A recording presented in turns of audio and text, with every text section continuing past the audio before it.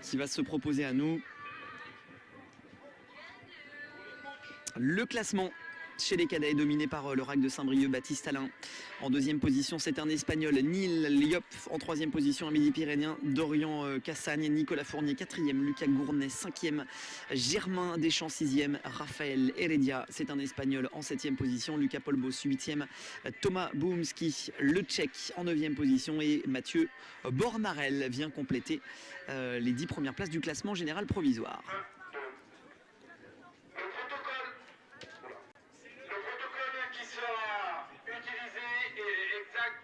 Allez, parole au juge. Qui a été utilisé pour les cadettes.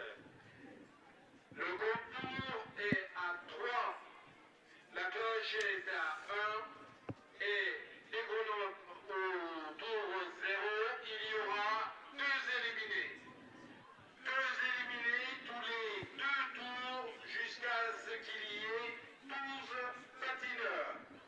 À partir de là, on fait un éliminé tous les 2 tours jusqu'à ce qu'il soit à 8 et c'est final à 8.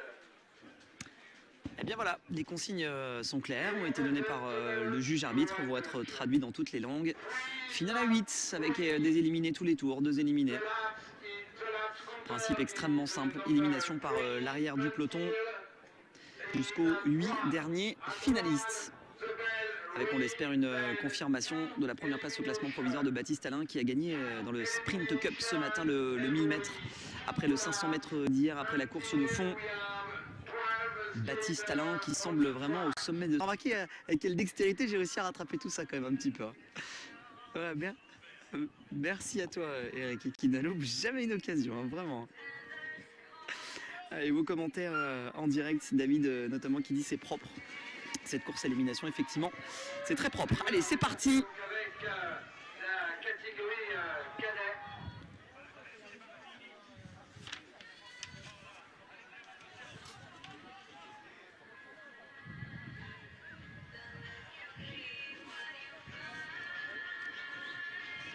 Allez, contrôle de la course immédiatement. Proposé entre autres par Nicolas Fournier et son partenaire.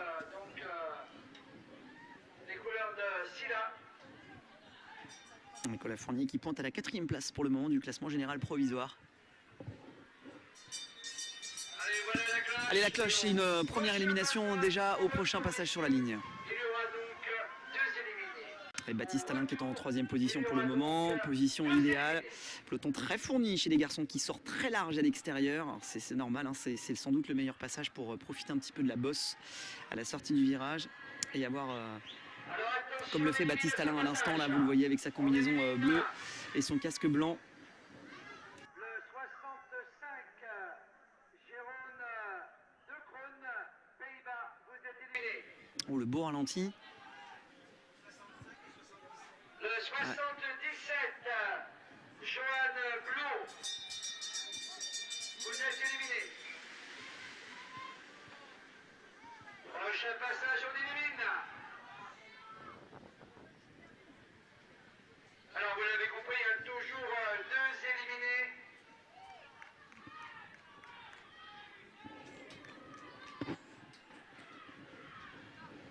Allez, c'est compact. Midi-Pyrénées aux avant-postes pour soigner la 3e place au classement général de Dorian Cassagne.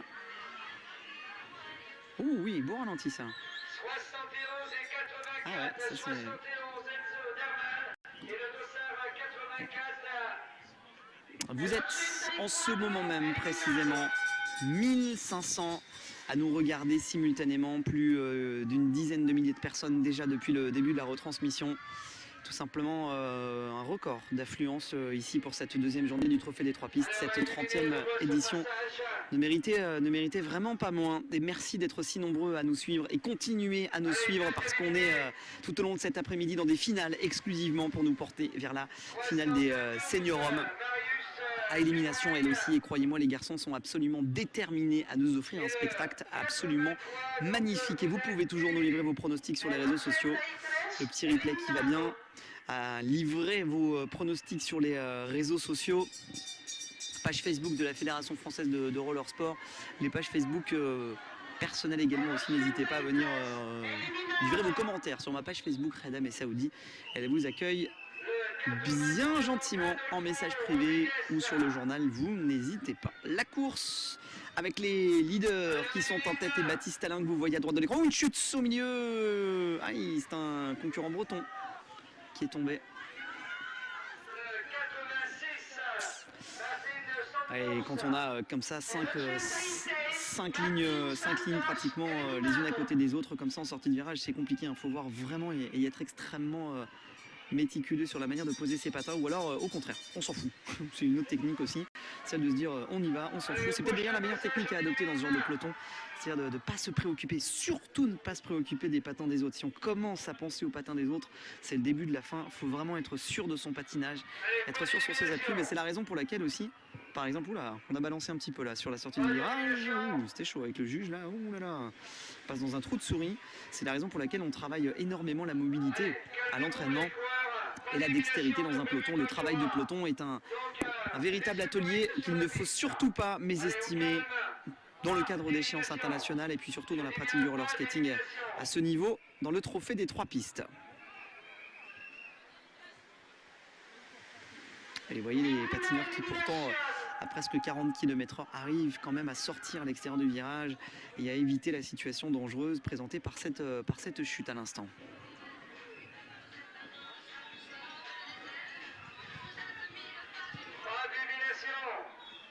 Allez, pas d'élimination à ce tour. Ouais, ça commence à se durcir un petit peu avec une interruption de course qui a permis à certains de se refaire un petit peu la cerise. Baptiste Alain Le Breton qui est toujours en tête pour le moment, pas de problème pour lui, qui est idéalement placé, qui s'évite. Oula, nouvelle chute dans le virage. Oula, grosse chute en plus. Avec 2, 4, 5, 6 patineurs là, qui ont pris une boîte, mais presque tout le monde s'est relevé. Avec une chute collective qui va ralentir le rythme des éliminations à l'arrière du peloton, parce que c'est une élimination un peu darwinienne, on va dire, une sélection naturelle par l'exercice. Avec notamment le petit coureur de Saint-Malo, petit Belloir, qui est victime d'une chute avec son dossard numéro 38.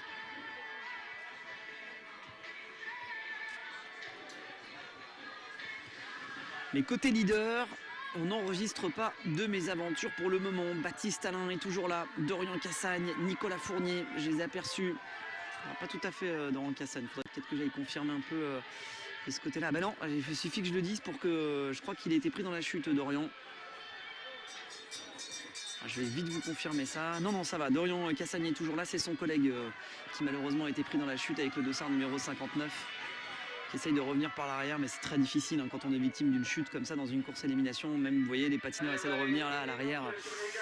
Malgré toute la bonne volonté et toute la maîtrise. Et même si la condition physique est là, c'est pas facile de revenir. Allez, Baptiste Alain toujours en plein milieu de l'écran, qui fait exactement ce qu'il faut faire. Bras dans le dos, à l'intérieur, voilà, tout en maîtrise. Le Midi-Pyrénéen, Dorian Cassagne qui vient de se porter aux avant-postes. Que l'on va voir au prochain passage sur la ligne. Voilà, Dorian Cassagne à l'intérieur. Nicolas Fournier qui est en plein centre de l'écran, dans les passages. Ça, c'est la queue de course. Voilà, peloton, tête de course, Nicolas Fournier aux avant-postes qui était sur votre droite. Sur les garçons hachés. 67, donc vous êtes rentrés et vous êtes éliminés. Et le 59, vous êtes éliminés. 59, Mathieu Bornarel.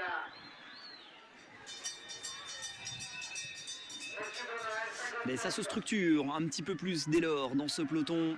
Avec 2-3 lignes encore, les éliminations qui sont un peu plus compliquées. L'Allemand qui est en difficulté à l'arrière avec son dossard numéro 25.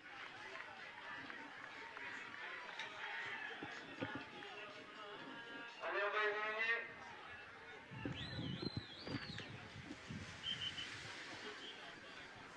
Le 50, vous êtes éliminé. Allez, sortie du dossard numéro 50, c'est l'Espagnol Moreno Gaston. Gaston, allez savoir. On va dire les deux, comme ça on est sûr de ne pas se tromper. C'est sans, je Je me fais taper sur les doigts. L'Allemand qui est en difficulté avec son dossard numéro 25. Voyez les mains sur les cuisses qui vient de passer.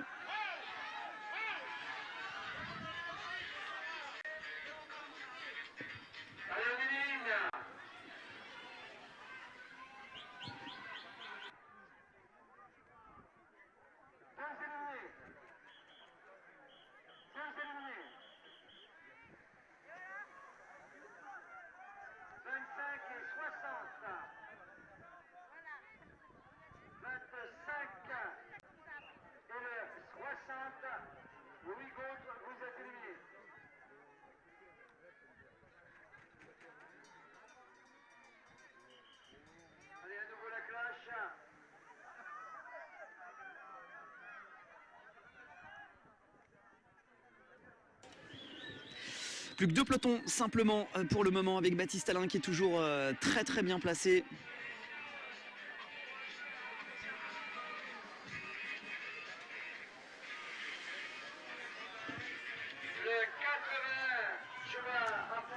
Derrière, ça bagarre à l'arrière du peloton avec le dossard numéro 56. On a des images superbes dans des caméras d'Eric Koester qui suivent pile poil ce qu'il faut. Baptiste Allain pour la tête de course. Voilà l'arrière du peloton ici au bon moment pour voir ce qui est en train de se passer. Voilà, on les suit. Baptiste Allain toujours en première position. Allez, ici élimination à l'arrière ici. Ouh, ça sent la bagarre. Oh là, si on a le petit ralenti ici, ça va être sympa, je pense. Un petit ralenti bien sympathique sur celui-ci. Hein. Pays de Loire, ouais. Ouh, c'était chaud ça. Ouf, on essaie de regarder. Compliqué. Baptiste Allain toujours en tête pour le moment. Midi-Pyrénées en deuxième position. Dorian Cassagne qui est toujours là. Nicolas Fournier également aussi. Tout va bien pour eux. Les leaders ne sont pas en position compliquée. Par contre, c'est un peu plus compliqué pour ces deux-là que vous voyez à l'écran, le 94 et 95, les deux cadeaux Motus, qui vont sans doute devoir s'employer pour ne pas être éliminés au prochain passage sur la ligne. Je vous rappelle qu'il restera 8 coureurs simplement. 8 coureurs pour la finale. Baptiste Allain qui ne laisse le son à personne à part lui et peut-être Nicolas Fournier un petit peu de faire le job. Ouh, c'était chaud, je pense que c'est à l'intérieur. Ça sent le 94 qui va sortir. Hein. Je pense à mon avis 94 ou 95, je dirais plutôt 94 même s'il essaie de passer sur l'intérieur. Ouais, bim. 94 qui sort. Thomas, vous nous quittez. Regardez, essayez de passer à l'intérieur. Oh là là, la rétro-poussette magnifique. Oh oui, alors là, vraiment, ça méritait de toute façon d'avertissement. Parce que passer à l'intérieur avec une rétro-poussette comme ça c'était magnifique. Alors ralenti de toute beauté. Je pense qu'on peut avoir l'Oscar du ralenti sur celui-là. C'est magnifique. Avec une faute au passage, c'était de toute beauté là. C'est magnifique ce qu'on vient de voir là. C'est tout ce qu'il faut faire au trophée des 3 pistes. Hein.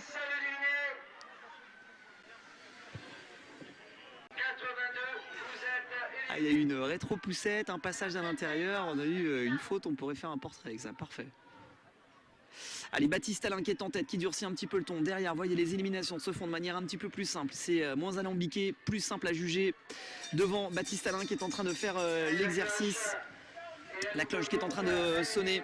Baptiste Allain qui vraiment fait le boulot depuis un long moment maintenant. J'espère qu'il ne va pas payer trop cher la facture de cette débauche d'efforts en tête. Mais bon, parfois dans la course à l'élimination, quand on est en tête, c'est beaucoup plus simple. Et il y a beaucoup moins d'efforts dans le placement. Et on n'est pas obligé de livrer bataille à chacun des passages sur la ligne. Baptiste Allain qui est en tête et qui maîtrise parfaitement l'exercice. Dorian Cassagne, le Midi-Pyrénéen qui est en troisième position, qui attire un petit peu la langue au passage sur la ligne. Je le sens un petit peu moins facile peut-être, Dorian. C'est peut-être juste une impression visuelle. Pour le dossard numéro 79, Lucas Polbo, ça se complique un petit peu, qui est à l'arrière. Il a l'air un peu la peine, Lucas qui a l'air un petit peu compliqué. Il ne pourra pas forcément aller aider son copain Nicolas Fournier. Nicolas Fournier qui est toujours dans l'exercice. Allez, ça commence à se livrer bataille.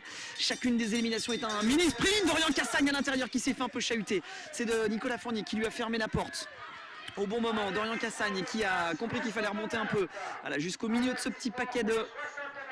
Bon bah voilà, il y a eu un avertissement à Lucas Gournay qui vient d'être distribué pour ce petit passage qui a été fait à l'intérieur. On élimine à ce passage sur la ligne désormais.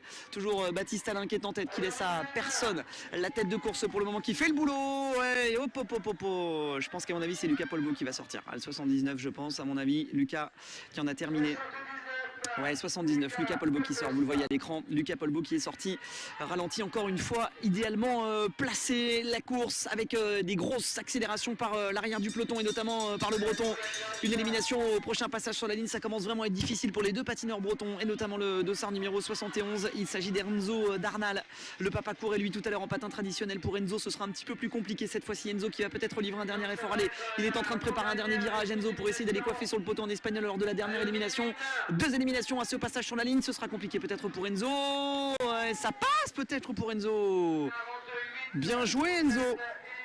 C'est l'Espagnol finalement qui sort, super initiative, c'est Jorge González qui vient de se faire sortir, vous le voyez à l'écran. Jorge qui s'est fait déposer par Enzo.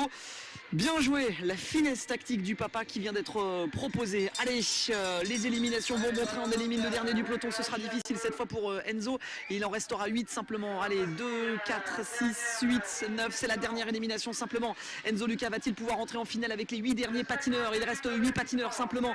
Encore 9 patineurs, pardon, on liste une dernière élimination ici sur ce passage sur la ligne. Baptiste Alain, le leader du classement général qui est toujours en tête pour le moment. En deuxième position, juste derrière lui, c'est le dossard numéro 51, celui de Liop Izquierdo, l'Espagnol qui est en deuxième position du classement général et en troisième position strictement et au classement, c'est Dorian Cassan, le Midi-Pyrénéen qui est en troisième position. Voilà la dernière élimination, c'est le dossard numéro 69 qui nous quitte et qui n'entre pas en finale finalement. Voilà la finale qui est en train de se dessiner à nous, l'arrivée qui va commencer à se proposer, c'est l'Espagnol qui a décidé d'attaquer par l'intérieur, l'Espagnol qui a décidé d'attaquer Baptiste Alain, l'Espagnol qui attaque Baptiste Alain, le deuxième du classement général, Baptiste Alain qui part à la chasse, Dorian Cassan en troisième position, Baptiste Alain qui est en difficulté, Baptiste Alain qui va aller chasser, Baptiste Alain qui va chasser l'Espagnol, ça va se jouer dans le dernier virage.